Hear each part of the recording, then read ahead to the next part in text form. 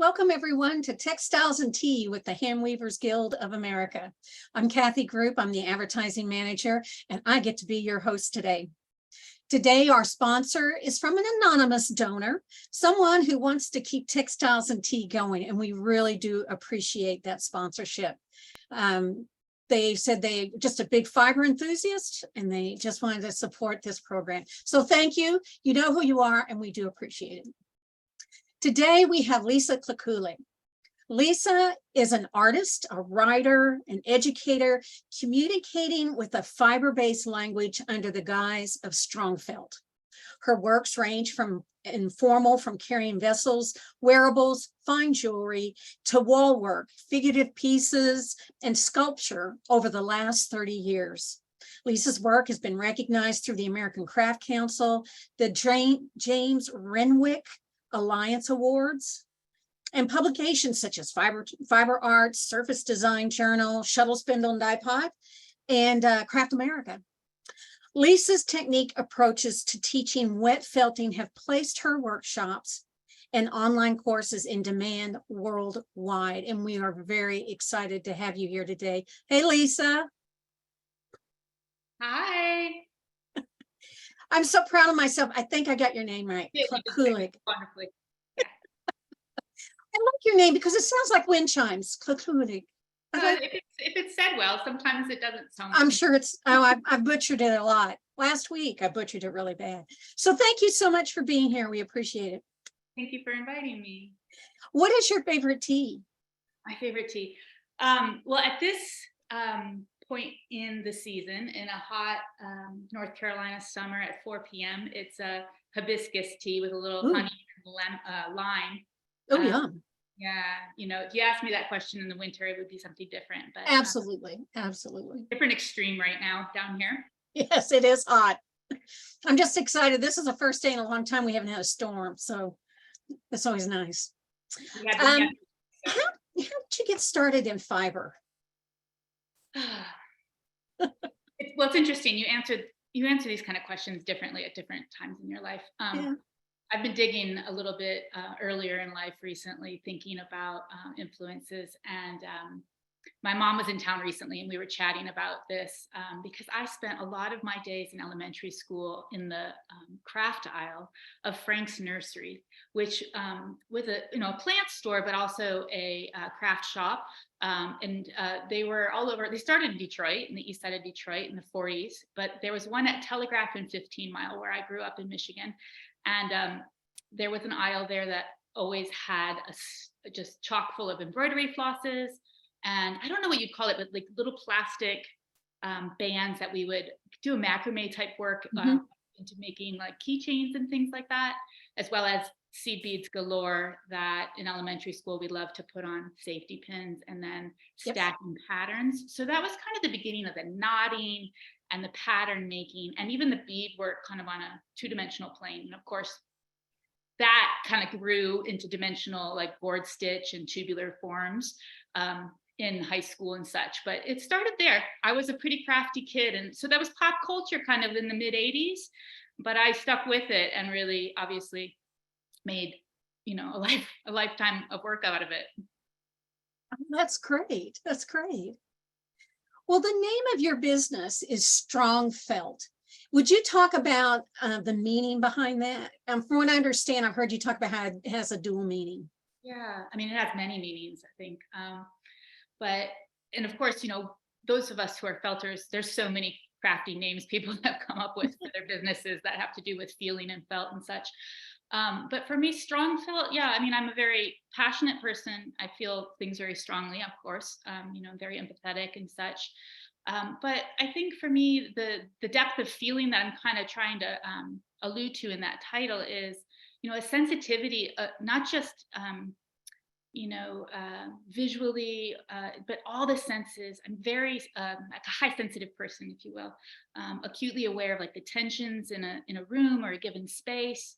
And the space there is to move, etc. And so I'm playing with that idea. And for those people who are felters, specifically, you know that the tension in an area as well as the space is pretty crucial in the felting process. I mean, that is how the fibers bind together. There has to be space for there to be some movement. So there's the entanglement, and then that tension just keeps building. So I feel like as a felter, I'm acutely aware of and empathetic with that material and what's happening. You have to be, so that you can gauge how to interact with it, so that you push it where you want, but you don't damage it, etc. That's And of course, interesting. Go ahead. I was just going to say, and of course, strong felt, I think when I was coming up, and I think thankfully it's not quite the same these days. Things are changing. Some things are changing good. But being too emotional, was not something, that was ridiculed kind of when I was growing up. And as well as, fiber kind of being considered a fragile craft media. And so I was kind of playing also with that idea of felt can have incredible amount of integrity. And, my favorite is to work with like 90% shrinkage, where you have such deep integration and so tight, but it can still be thin and flexible. So playing with, how do we define strength? Is strength, emotional sensitivity, and is strength flexibility? I mean, I think those are pretty good things to have as attributes. So playing with all those ideas kind of with that title. Well, when I saw it and I heard you say it has a double meaning, I came up with some ideas, but I didn't even think about like strong felt. That's great. That's a great addition to that. I love that. That's good. Well, thanks. I know you're excited. I approve. Kind of a creative name for a creative business. Yeah. You have traveled and lived a variety of places. I've read some of your blogs and stuff, and it just sounds fascinating. What do you think you get from the traveling? I think, in general, when you go outside of your norm, whether that's, your studio, your home, your culture, there's a release, if you will, of tension, of regularity. We all get into these patterns in our daily lives, what stores we go to, what roads we take, etc. And if you think about that back and forth, I mean, that's a tension. That's a fervency and a tension. And I think when you leave and you go beyond those bounds, you can't not experience something new. And I think that you're creating more space in your day-to-day for things to fill. So it's really, I always use this analogy of like going and filling my creative sponge. Like it's like refresh. Throw the Scrabble tiles in and pick some new ones, right? It's like make some space, fill it up with something new, and then come back and you're refreshed. Keep it refreshed. That's a unique way of looking at travel. I like that. That it restarts you and gets you looking. Yeah, I have to think about that one more. There's a strong connection between your traveling experiences and your designs. The influence of your trip to Chile, I understand, was big on your work. And this series, and we wanted to include some of the images of where you traveled and the work that you did. So would you talk about the building of the pieces and the use of the indigo and how it reflects back on the travel? Yeah. I had the opportunity to go teach some workshops in Chile and Santiago, and I had never been to South America at that point, and so wanted to take advantage of being there. And because I had never been around glaciers before, I decided to go south after I was done teaching instead of more into the deserts. I've lived and traveled in a lot of desert climates. And so I went down to Torres del Paine National Park, and this is Glacier Gray here that you're looking at.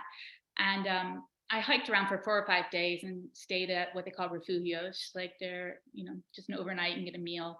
And the first day I walked for like hours along this glacier, that top picture, and was just blown away by so many different things. But one thing that really happened, it was the correlation of snowfall and the airspace, and then the compaction through the melting and the pressure.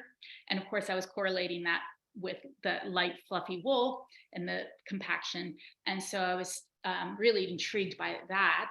And then as I kind of learned more about glaciers and the process of them building and why they're blue, of course, it made so much sense for me to consider working with indigo in terms of playing with these kind of forms. And I learned that, the red wavelengths in light are much longer and they get absorbed by the ice, where the short wavelengths of the blue light or the white light, the blue and the white light gets refracted, bounces all around. So the deeper and denser the ice is, the bluer it is. And so, of course, what else would you use besides indigo in many dips to play with this idea of density? It's density of deposit, whether it's indigo on a surface or, ice. So, of course, the indigo came, right to mind.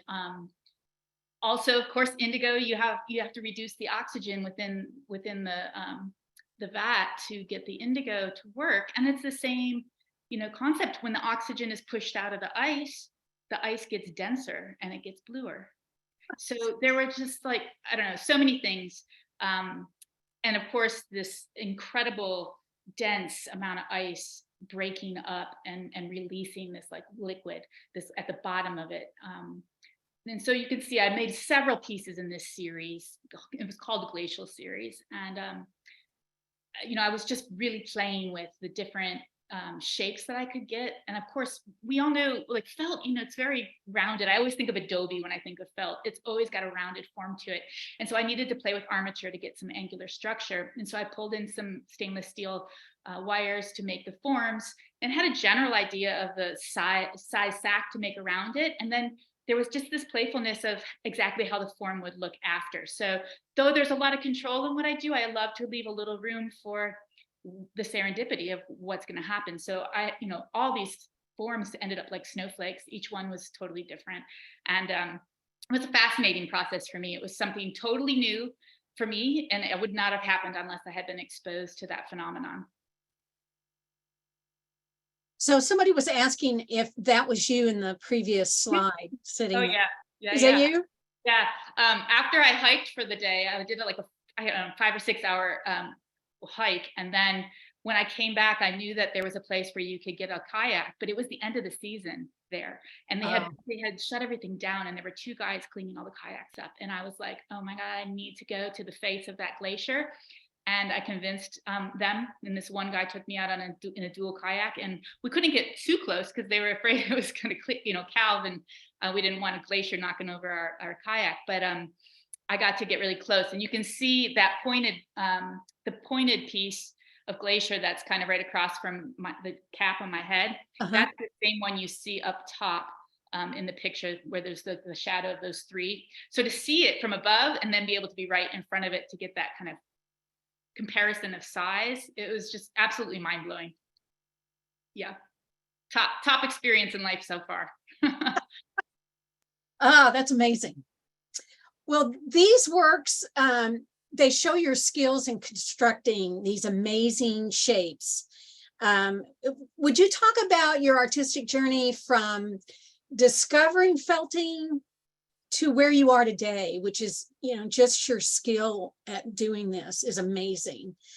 So what was that like to go from the beginning to now, as you look back on it? What was the last 25 some years of your life about? In just a few minutes, if you don't mind. When I first started exploring it, I was enraptured by the fact that this material could become, not just dense, but that you could actually shape it. And I approached it very scientifically in the beginning because I wasn't getting the results I wanted.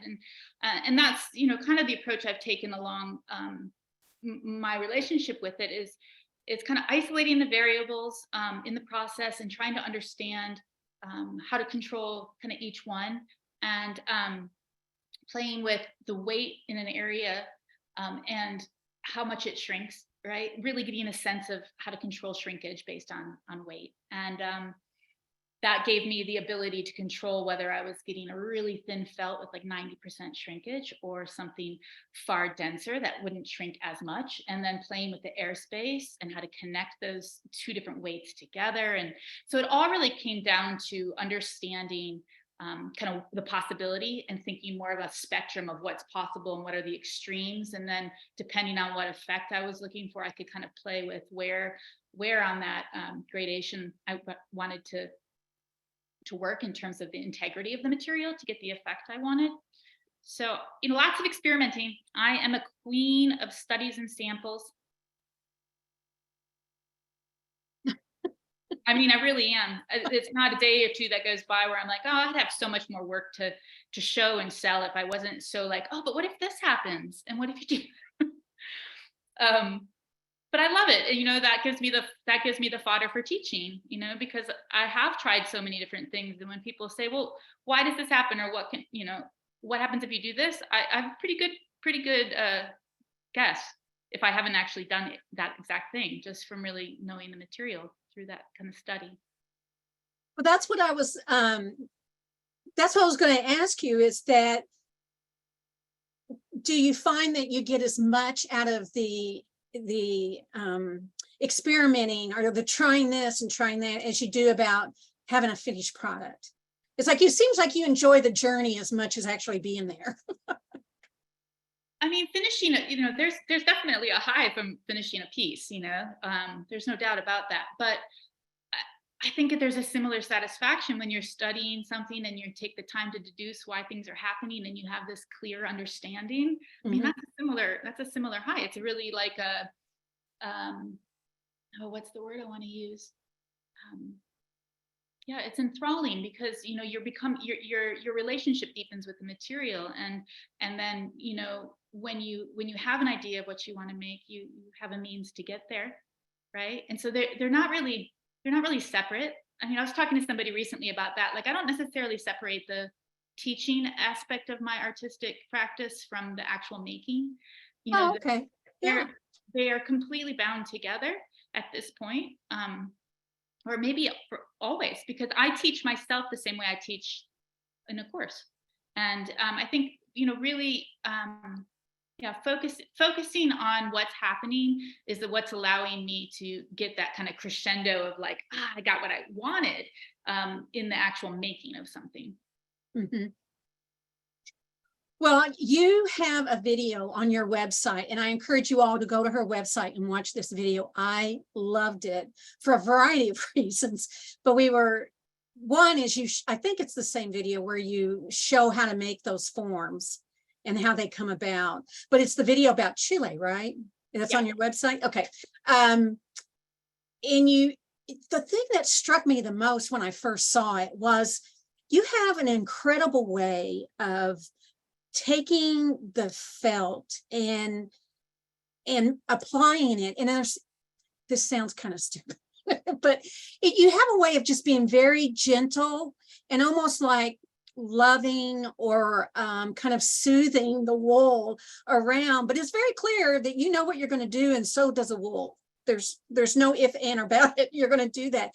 But just the gentleness that you have working with that wool just struck me. I could have watched that forever. And I guess part of it is because I've done felting and I just felt like I was kind of like slapping and making a mess. But the way they do that, and I encourage you all to go watch it. It's an amazing video. So when you're doing that, do you know ahead of time, I want to get this, and this is how I'm going to do it? Or are you kind of experimenting? It sounds like you've already talked about this, but are you experimenting as you go? Am I babbling? Does this make sense? It all makes sense. Yeah. Well, first, just kudos to the folks that helped me put that video together. Rod Murphy, it's amazing, videographer, and my friend Patrick Fitzsimons did the music for it. So, of course, I really wanted to put that together because of the impact of that trip and that clarity of why I work with the material. And I wanted to document it while I was making that body of work. So it all kind of came together.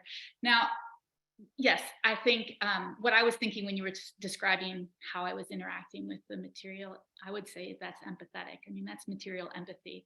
You know, Yes, I'm, that's what I'm trying to say. Yes. yeah, I'm being, if I laid out wool and start slapping it around, it's going to get all it's going to get matted, which we want eventually. But it's if you rub the surface, those fibers are going to pill and move because they're not integrated from vertically yet through the layers. And so if you rub the surface, those fibers are going to move. And so there's such a different handling at different points in the process, and it's one of those things that I really love about felt, and really why I think that is such a perfect name for the material process, because it represents this full spectrum of feeling and touch. From the gentlest caress, I used to say to people like, oh, touch the wool when you're just starting to make a skin, like your grandmother, at least like my grandmother used to give me angel kisses with her eyelashes. You're just kind of getting a skin formed on the surface, versus the other side of the spectrum where you're pulling out all the air, like you're kneading like bread that you just didn't put enough water in, and it's just, how do you get it viscous? So I think that's part of what I love about it. I think there's an empathy and a delicacy, but then there's also this like agency and control. So I think it represents like our human experience of feeling in the whole spectrum. So yeah, so to speak to just the idea of touch that you're seeing in that video, and I do speak to it. When you have different areas of a piece that have more or less airspace, you have to engage with it at a different level of pressure based on where the wool is at. And so you're really being empathetic with this material, this one material that once was living, and though it's inanimate at the moment, I think that there is some residue of its being part of a sentient creature in your interaction with it. So yeah, it's a beautiful process. And I think it reminds me, well, that might be tangential, but it reminds me a lot of, as a kid, I had an Angora rabbit as a pet. And, that kind of nurturing and brushing and cutting out the mats of the hair, and that kind of delicacy of handling another person or creature in that way. Yeah, I think that I do handle the wool in such a respectful, gentle, empathetic way. Yeah, at some points, and then I tell it what it needs to do. Yeah. Because and that comes up a lot in classes. Because people, I think they're afraid. I don't know what they think is going to happen. I mean, they might rub it a little too hard in the beginning, and it'll get like a little pill or spider web on the surface, kind of. But you really have to tell it what to do. It doesn't know unless you tell it what you want it to do. Well, we have an image of you working with natural dyes, and this, you talk about how you have to, the heating and the cooling process that helps it become felt. Yeah. And I was so impressed with how that, again, I think this was on the video, or maybe I read it, that you use that process to achieve the design that you want. So can you talk some more about how dyeing is involved in that process? Mm-hmm. I mean, I'm not necessarily doing the dye work to achieve the felting, but they do interplay. I mean, when I first was working with wool as a dyer for a wool company in New Mexico, I didn't want to boil or overly agitate the fiber that I was dyeing, because it was going to be sent off to spinners. And so I, really, my first handling of wool was learning to be that empathetic with it, right? Like, not to get it to mat. And as I learned what was possible with working with wool, and I started to want to work with wool that felted even more easily than the wool I had been dyeing with, makes it even that much harder to do dye work, because it will mat in the process before you want it to mat in that configuration. And so that led me to two different realizations or ways of working with the natural dyes and the felt. One was, I started working with pieced goods. I would make the piece and then I would dye that finished, so that I wasn't having to open up and card the fiber once it had been dyed and spend all that time in process. I just dyed it after it was made. And what I realized in doing that was, of course, the mordancing process, the rinsing process, the dyeing process. If you're over dyeing and if you're using indigo and you have a high alkalinity, all those things are helping that felt get denser and denser and denser. And so, when I first started working with felt, I was doing natural dye work. So those two things, those correlated at that point. And that was also, part of where the idea of strong felt came from, because I was achieving this felt that was like so dense. People were like, what are you doing to this to, get that kind of density? Because, our hands can only go so far. But the extreme changes in temperature and the alkalinity change, et cetera, makes it that much denser. Now, as I haven't been doing too much dye work in the last 4 or 5 years, but it was a huge part of my practice, was making all these items. And then I'd have, I have dye pots that you could put a couple small kids in. They're like, would never do that, but they're huge, multiple burners on the bottom. And I would have 10, 15 bags that I was mordancing at one time and such. I'm not working that way anymore, but I've figured out different ways of working to be able to continue to use the natural dyes. For instance, I would felt sheets of wool to a certain level of integrity and then dye them. And then I would use those as like sheets of what I call partial felt, or some people call pre-felt. So I could cut them apart, but then I'd have already the dye work on them. So again, I wasn't having to deal with this big clump of wool that had started to mat and then having to open it up and then make a sheet from it. So, I've definitely found different ways to work, because I was so adamant about using natural dyes only. And so it definitely affected the approach and the effect of in my felting process, and also about the coloration. If you're doing that, if you're doing submersion dye work, you're getting a solid strike on something, unless you're doing some sort of, resist dyeing. And so that really encouraged me to start looking at different kinds of fiber that had different natural colors that I could over dye to get variation. So I was working more with the color families. And I dress and am attracted to fiber that is within a color family, an analogous color family. And I'm not sure if that was like, the chicken and egg that but I really love working with a spectrum of color. And then maybe pop in a little stitching that's like a contrasting or a complementary color. But that's definitely my aesthetic, and I could owe it to the natural dyes, the way I use the dyes. Yeah. Well, I think it's an amazing balance of the felting and the dyeing together. I was so impressed when I was reading about it. Now, these next objects that you've made, you use found objects in them. And I've heard you talk about that. They're not multimedia, but they have a reason to be there. They are part of the art. Can you talk some more about that? Yeah. When I describe a piece of artwork that has another object in it, a found object, I usually just phrase it as a repurposed object. I wouldn't call it multimedia, because I'm not altering the other media. I'm just including a material or an object that had already been made. And so, like, for instance, this piece on the left, there's an actual pair of scissors that are encased in the felt, versus on the right, that there's no objects. Well, there's a cage, like there's a piece of mesh wire over that piece, but those aren't actual objects. Those are felted imagery. And so for instance, with that piece, I'm making sheets of wool and then cutting kind of shapes out and puzzling them together to make the objects. And then I come in with the pre-motion embroidery and stitch the details to get like more sharp lines and textures and such.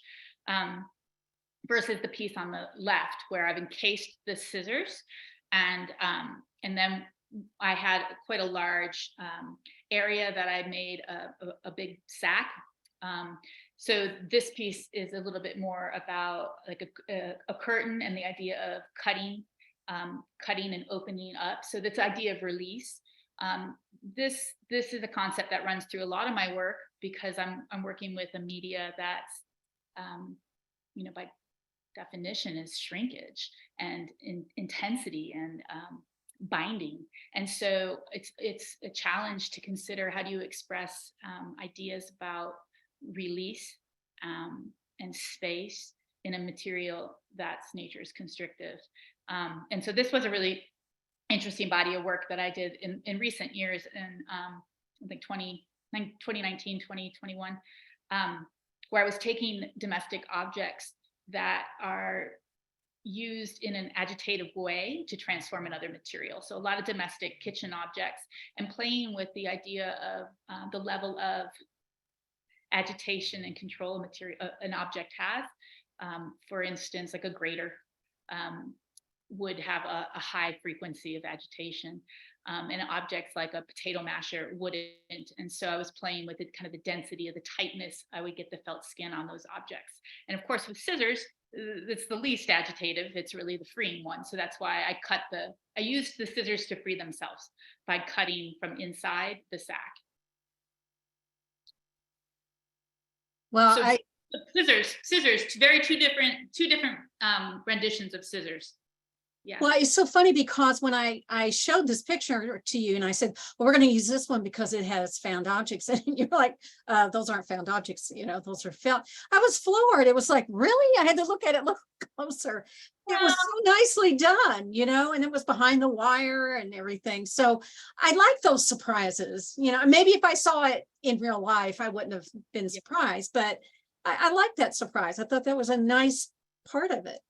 This is actually a little illustration I did of my my Angora rabbit I had, named Haystack, and the goodie brush I used to use to brush her, and the water sprayer I'd use to try and get the mats out, and the scissors to cut them. So this was very meditative, empathetic, relaxing Ode to Bunny experience. It was Ode to Bunny. Ode to Bunny. Yeah. Well, you were talking about the meaning behind some of your work, and it looks like also that your work is about comfort and protection. I've seen some of your other pieces that it seems that that's what it's involved. Can you talk about that and these two pieces? Sure. Wow, these are older pieces. These are like 2005.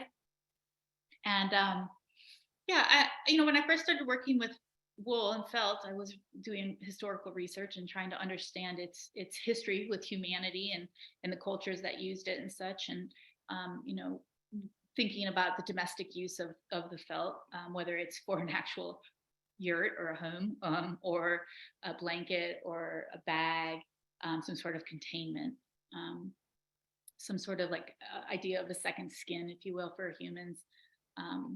And so that was kind of the basis of what I was thinking about when I was making these works, figurative works, this idea of a second skin and how we can isolate ourselves with this idea that it's going to protect us.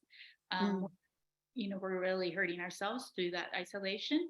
And so this piece on the left was particularly about that in terms of more like heartache. How we can resist being vulnerable after being hurt. But then, what is there? You're just locked up in your own, right? So playing with those ideas again of being closed in and release. And then the same here, this piece, Transplant. I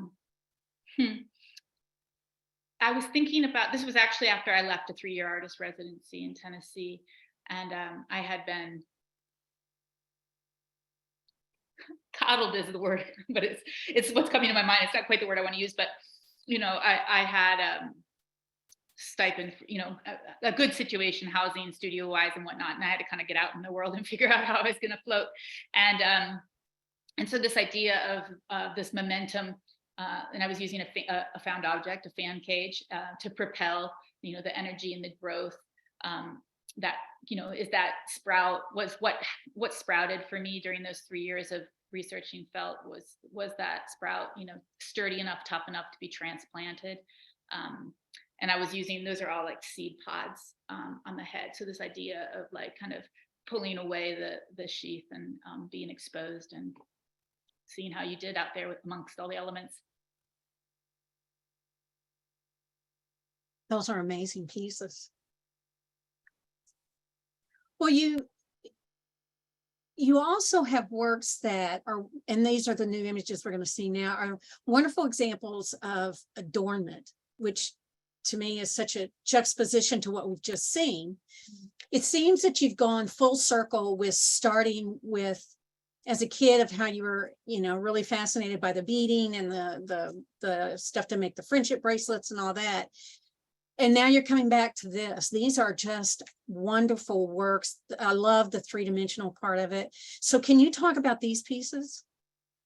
Yeah, gosh, with the beadwork, and I don't have a lot of pictures of the beadwork back then. I wasn't taking pictures, but there are a few pictures on the jewelry necklace part of my website.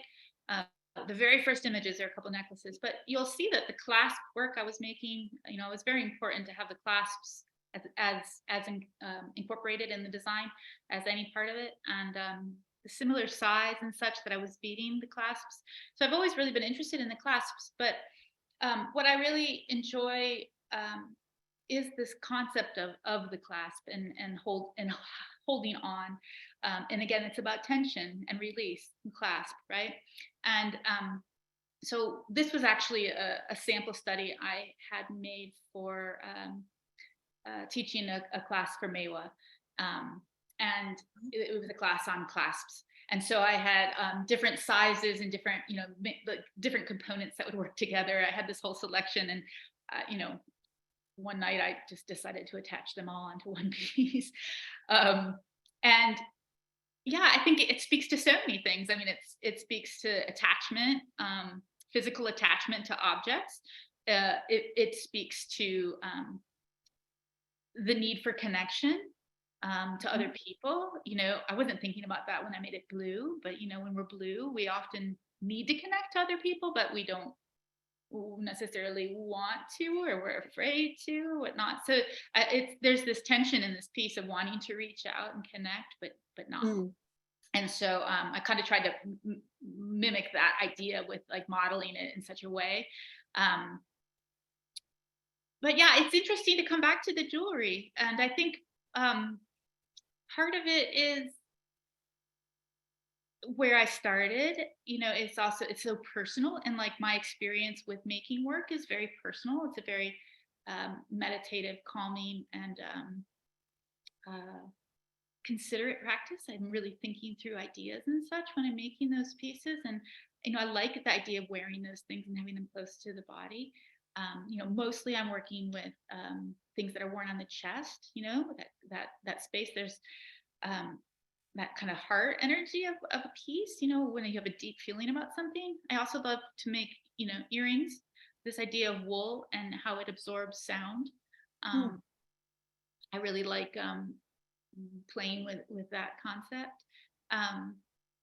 It's interesting. It's really interesting to make something that is wearable and that can be looked at so easily as just aesthetically appealing object, versus taking some time to have a deep consideration of what it is and why it is. And I think when you have functionality in an object, sometimes it's harder to express ideas because the functionality is so obvious to the viewer.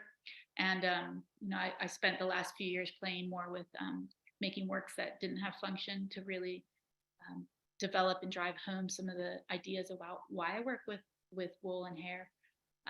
And it was really quite satisfying to not have to or not think about aesthetics as far as wearing something or having it fit, but having it fit the idea.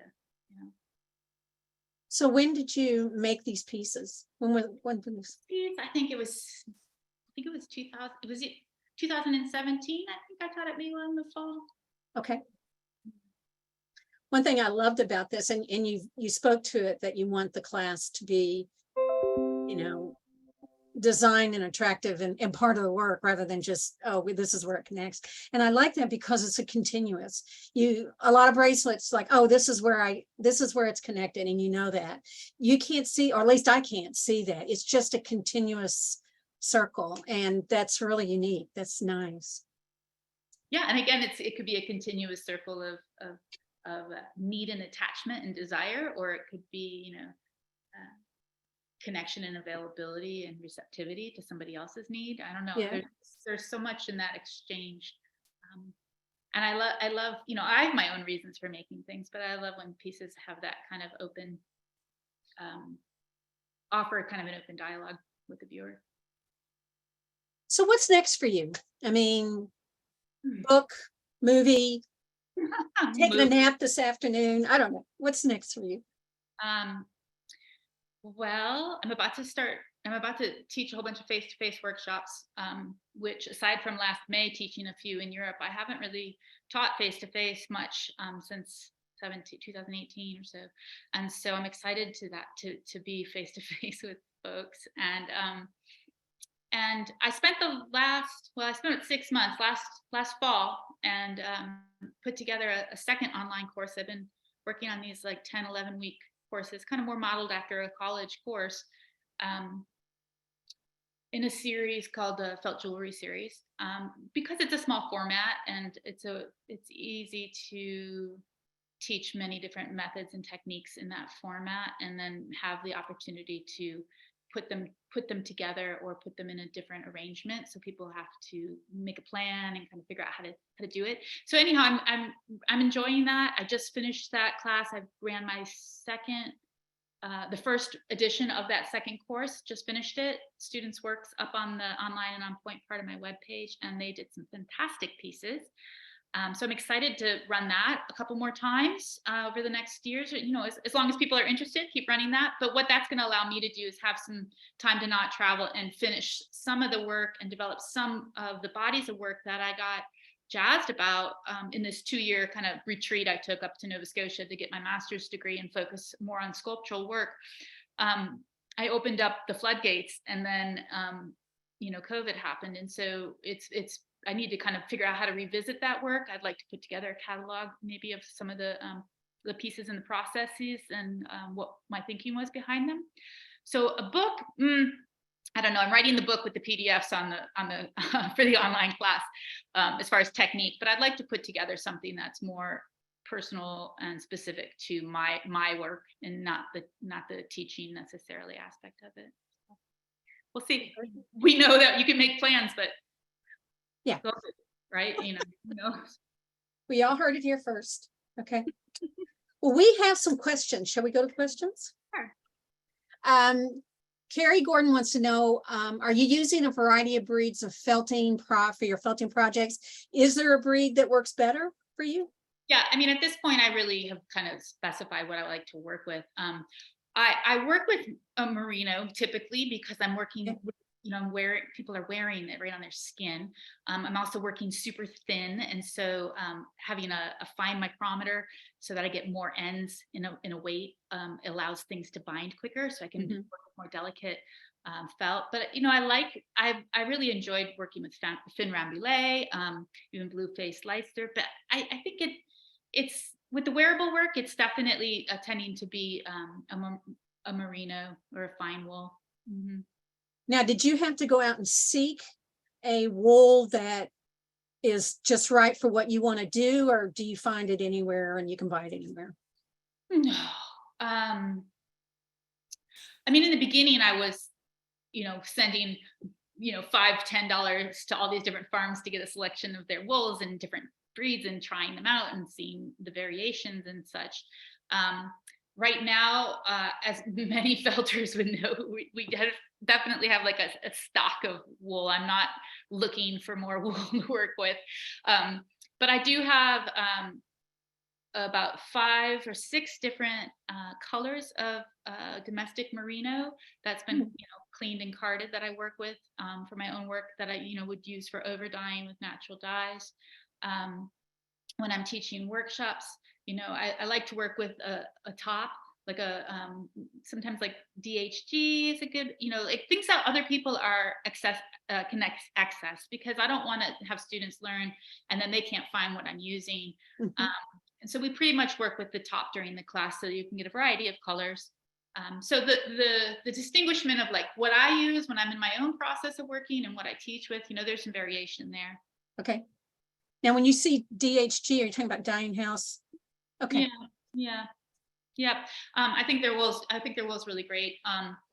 you know, there's quite a few places, you know, the distribution's there for it. I mean, there's a handful of people importing, you know, good quality merino, but again, it's mostly top. You're not finding it in like carded bats as easily in a variety of colors. Okay. Do you plan out your, oh, this is from Michaela. Do you plan out your felted pieces on paper first with like sketches before you start, or do you just start working and see where you go from there? Depends. Yeah, that's my favorite answer. Drives people crazy in my classes. There's too many variables. It depends. Well, like for instance, I had this last week, I had the first week of just being in my studio, pulling out whatever I wanted to work with, and made you know, a good dozen to 15 pair of earrings to bring with me on my travels, to have available for students. And that was full on display. If I'm trying to make something fit, encasing an object, or I have a very specific idea that I want to achieve, you know, I'll draw that out. I'll think about the size I want it finished. I'll enlarge the layout based on that and how much wool I'm going to lay out and have it configured. But, you know, there's always places to play in the process.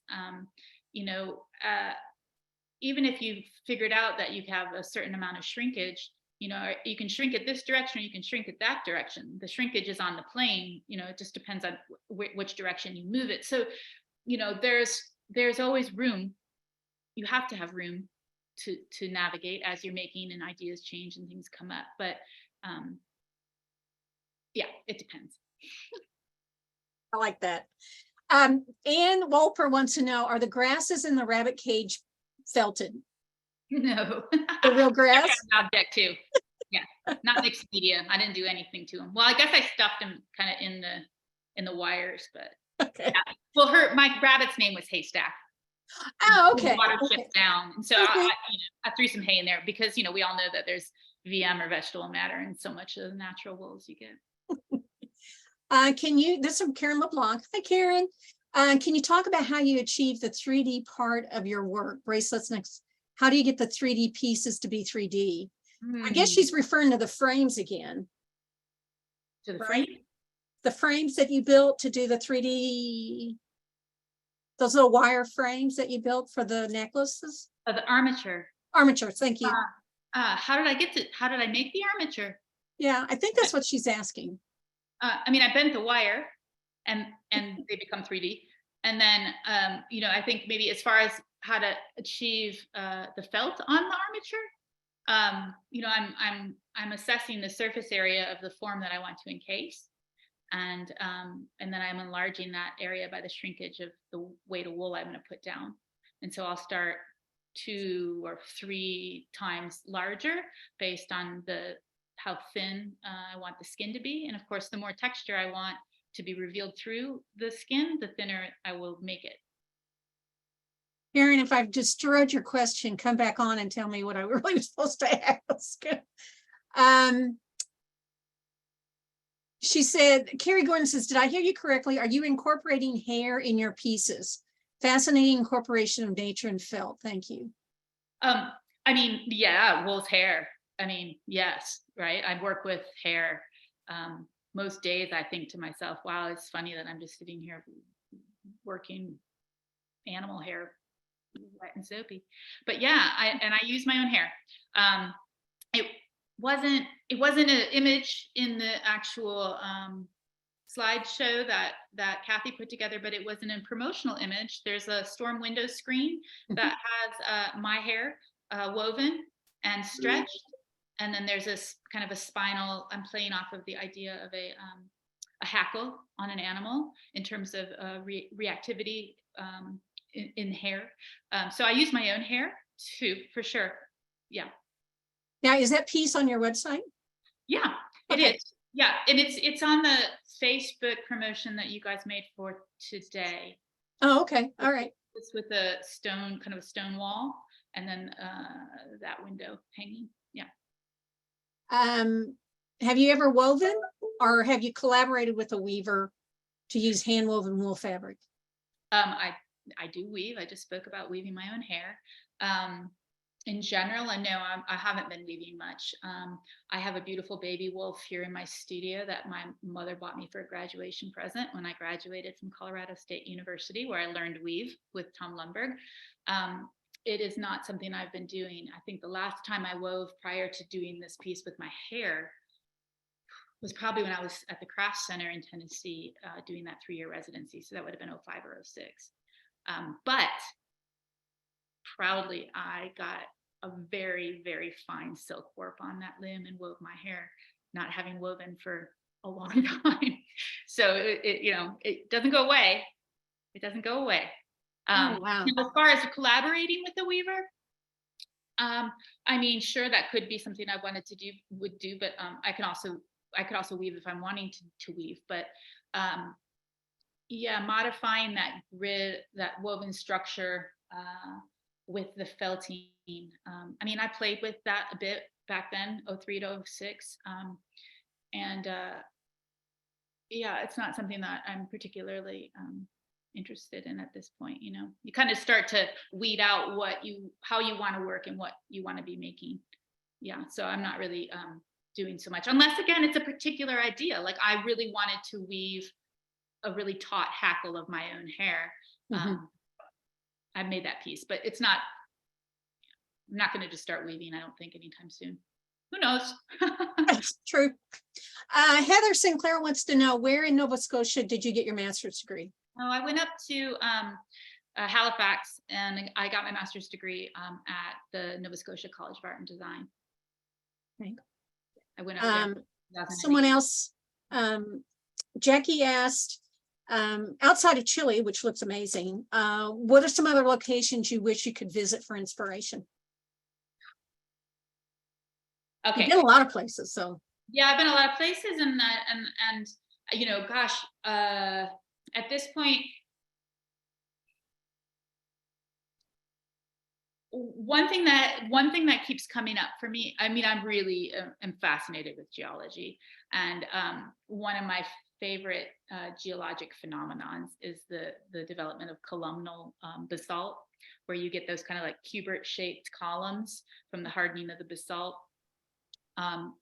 There are outcroppings of that basalt all over the world, and I have a running list. It's like, what are you going to do when you win the lottery? I'm just going to go on a tour of columnal basalt around the world. Lisa's salt tour. Basalt, yeah. I really love, I mean, that is why I moved to Nova Scotia to get my master's degree, because the experience I had in Chile with the glaciers and the tidal change and such, I was looking up where the most extreme tidal change in the world was, and it's the Bay of Fundy. And so I was looking at programming up there. I really wanted to be around that geology, in that kind of what I call the biggest cover up and reveal in the world. And it didn't disappoint in terms of the geologic inspiration that I found up there. So that tends to be like one of the first things I look at if I'm going to go teach somewhere, what geologic phenomenon is in the area where I'm teaching, that I might hop over to and see after I teach. That is a first. I've heard so many reasons why people chose where they went to school. That is a first. That's good. I like that. Yeah. Well, if you change so much from your different, how can I say this? Some people work looks the same. Yeah. In certain ways. It's always 2D, it's always 3D, or it's this, that, and the other. You have really experienced and experimented with different shapes, sizes, everything. Do you have to like prepare yourself to make that shift, or does it just something says, oh, I got to do it this way this time? That's what travel does to you. Oh, you change. You don't have an experience like that and come back the same person. And I think I certainly owe my creative output to that kind of exposure. When you're constantly, I mean, it's a give and take. I'm not here regularly in my own community. There's things I give up because of that. But at the same time, when I leave, that inspiration is just so impactful that I come back and I know what the next thing is I need to make. Because I just got hit with it so hard. And I think because of that frequent change, and I haven't been traveling near what I used to do. It's insane how often I used to travel to teach workshops. But I mean, thus is making a living as a fiber artist in the gig economy. You know, you go where they're paying, or where you're showing your work. So it's been a fruitful time. But you know, we start slowing down. So maybe not such dramatic changes, but who knows? Who knows? Who knows? Lisa, this has been a fascinating discussion with you today. Thank you so much for being on here and sharing with us about your work. The work's beautiful. I have to confess, I've been a fan for a while, so I'm very excited that you came on today and we were able to talk. So thank you. Yeah, I really appreciated being invited, and just kudos to the Handweavers Guild. As I mentioned in some of the promo I put forward, I've shown and had a lot of acknowledgement through the guild. So the Handweavers Guild of America is a crucial part of the textiles field here in the US. So thank you. Again, if you are interested, go to Lisa's website, strongfelt.com. Again, check out the video. I love that video. And there's so much there. You can see her work, find out, because I think her workshops are on there. You could contact her through that and find out if you want to, she's able to come to your guild, do a workshop. So y'all check that out, strongfelt.com. Again, I want to thank our sponsor, our anonymous sponsor. Thank you so much, our fiber art enthusiast. She just wanted to make sure that Textiles and Tea goes on, and we appreciate that. If you're interested in sponsoring an episode of Textiles and Tea, your guild, your business, in memory of someone, we've had a lot of people doing that lately. That's so nice. Please go to our website at weavespindye.org, and you can get more information there about how you can sponsor an episode of Textiles and Tea. We have Convergence coming. If you haven't heard, it's going to be in Wichita, Kansas. We're so excited. Next summer, we're under a year. Woo! And all kinds of things are being planned. We've got seminars, we have workshops, exhibits, vendors, tours, fashion show, and so much more. If you've never seen the Runway Fashion Show, you got to come and see that. It is always an event. And it's, if you've ever participated and had your piece on the Runway Fashion Show, you know how exciting that is to see your work up there with a model showing it off. It's wonderful. Wonderful vendors, time to shop. No longer do you have to look online and try to figure out, I wonder if that's the true color that I want. You can come and shop for yarn, equipment, test drive some looms. You need to come to Convergence next summer in Wichita. Registration opens in October. You can buy the CVP, which is the Convergence Value Package. It's available right now. If you want more information about that, you can get that on weavespindye.org. Go to the Convergence tab, and there's all kinds of information. Be there. Somebody just posted, I'm bringing my allowance to Convergence. It's like, yeah, if you start now, you can really save up that money to go shopping. We will, again, registration opens in October. It opens depending on whether or not you are a Fiber Trust member. And again, this is how we sponsor these events, whether it's Textiles and Tea, Spinning and Weaving Week, Careers in Textiles. Those all come from donations to the Fiber Trust and through your membership. That's how we're able to have these wonderful programs. And there are advantages to be a Fiber Trust member. If you were a Fiber Trust member this year, you get early registration. So the date in October is earlier for Fiber Trust members who've donated at least $100. Go online, you can learn more about that. Next year, you get early entrance into the fashion show. You want to support, again, we want to support our membership, and through donations, you can do that by going online at weavespindye.org. If you've missed any of the episodes, you can watch those either on HGA's Facebook page. It's on there now. You can go back and rewatch today. Later, it will be on the YouTube channel. And I would encourage you to subscribe to the YouTube channel, because when something's uploaded, you'll get a notice that it's on there now.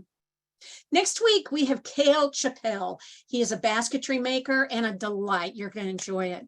Hope you all have a wonderful week, and we will see you next Tuesday. Happy tea.